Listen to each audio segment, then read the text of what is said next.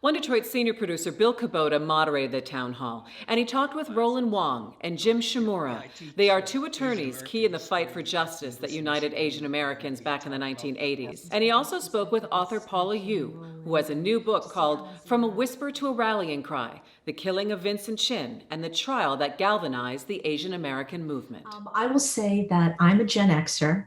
I just turned 52 this year, and I first heard of Vincent Chin when I was in college. That was when Who Killed Vincent Chin had come out. And I really started thinking about Vincent Chin in 1993 when I was writing for the Seattle Times, and I got a job offer to come to the Detroit News. And I remember the first thing I thought of, as did many of my Asian American journalist friends, was it's a great opportunity, but what about Vincent Chin? Is Detroit not the best place for an Asian American to be in? Because Vincent Chin had just been killed barely a decade earlier. So the reason why I decided to write this book and aim it towards the young adult high school audience is because I believe that this history needs to be taught. What was it like that in the 80s? Things have changed a lot since then. What was it like being an Asian American in Detroit back then? And then how hard was it to rally the folks on all of this regarding the killing of Vincent Chin?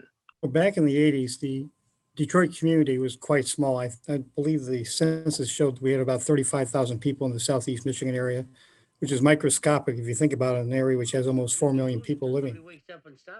Add to it, we were in the middle of a crisis with the auto industry, deep recession. Industries pulling up stakes faster than you could say single business tax. I've had enough of 82. It has to get better. And so it must be. For Detroit, 1982 was the year the recession became depression by proclamation of Mayor Young. Now, back then it was called Japan bashing, but quite frankly, if you're Asian in appearance, it doesn't matter who you are. You could be Korean, Chinese, Japanese, Filipino, Vietnamese. We're all the same. But many of their verbal bullets aimed at the Japanese government and car makers have strayed off course and are hitting home instead. I've been followed down the road by hostile people screaming out the window of their car, brandishing weapons in the window and everything else, and I've come very close on several occasions to having a serious confrontation where someone probably would have got hurt. We got Japs, Chinese, any goddamn guy in the world working out on our line, and it don't bother us one bit. And if they had all the Japanese guys, this is not a prejudice situation. Which in some ways is very scary because even though as bad as it was back in 1982, 83, it's even worse now. We didn't have this large proliferation of attacks back then. It was more isolated, but now it's become a national epidemic. When I see the video, the kind of outrage, I think fervor that it raised in the Asian American community, not just locally, but nationally, it's deja vu all over again. We're seeing the same kind of dynamic now in 2021. And for me, it's very disturbing because I thought after 40 years, things would have changed, but again, it's the same, if not worse. And as I've told many people before, it's going to get a lot worse before it gets better with the current political environment. Well, part of the key was, Jim, you're Japanese American, Roland, Chinese American. Getting together, sort of a big deal back then. Well, we certainly had cooperation between organizations, the Japanese American Citizens League, the Association of Chinese Americans, a chapter of OCA. The Vincent Chin case really galvanized the Asian American community, along civil rights lines and civil justice lines. And so the importance of the case is paramount. It's a key case for the history of the U.S. and, Detroit history. There was a group that started, the American Citizens for Justice. I'd like you guys to talk a little bit about that. It started with a small group of people, including Helen Zia, the journalist, Jim and myself, and a couple of other lawyers, including Lisa Chan, and really a handful of people around a dinner table at a restaurant. And then it grew exponentially after each meeting.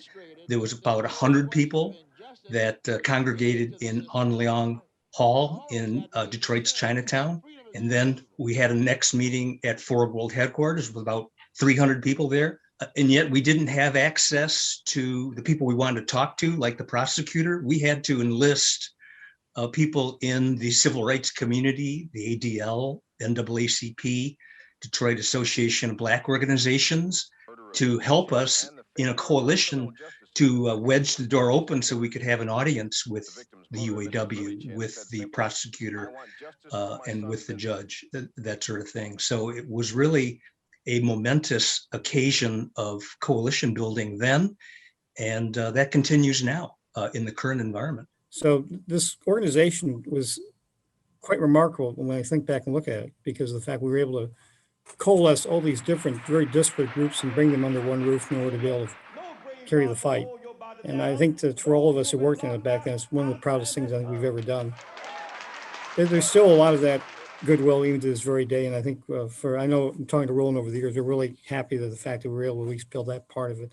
What do we need to do to kind of get more awareness of general Asian American history for everybody? Bottom line is it's education. I mean, the fact that Illinois just announced that they're having a mandate where you have to teach Asian American history in depth in high school. And there's a state senator in New York who's also there's been a move now to try to get this into schools. I think the Vincent Chin case should be part of the curriculum because it is such a complex case where many elements of law can be discussed, whether it's equal protection, fair use of the civil rights laws affecting all people of color and all populations, as opposed to just the black-white paradigm. And the idea of coalition building in the Vincent Chin case is something that can be replicated in other cases. And so I think it's a case that deserves study, both in K-12 and in college. And really, part of the invisibility of the case is also the invisibility of the Asian American AAPI community. And that's something that we have to work on, in K-12 curriculum. We're heading towards a multiracial, multi-ethnic, pluralistic society where people of color will be the majority over the next 25 years. And education at every level. The core of this is the fact that we are targets of anti-Asian violence. It's come in many different forms, many different ways over the last century and a half. But the fact is that this has got to be part of core curriculum. My mother was in Topaz concentration camp during World War II. And if you look at books even now, you might get one paragraph about Japanese American incarceration. Well, that's just, fine, but that's lip service of the worst kind. And it minimizes that. It's really like anything else. It's like Emmett Till or these other historic events. It has to be preserved as part of maintaining, and especially for young adults going through school, that this is part of our history and you can't ignore it. Because to do so, we're going to repeat it. And what's going on now, folks, is a repeat. It's 1982 all over again. You can find more at onedetroitpbs.org or subscribe to our social media channels and sign up for our One Detroit newsletter.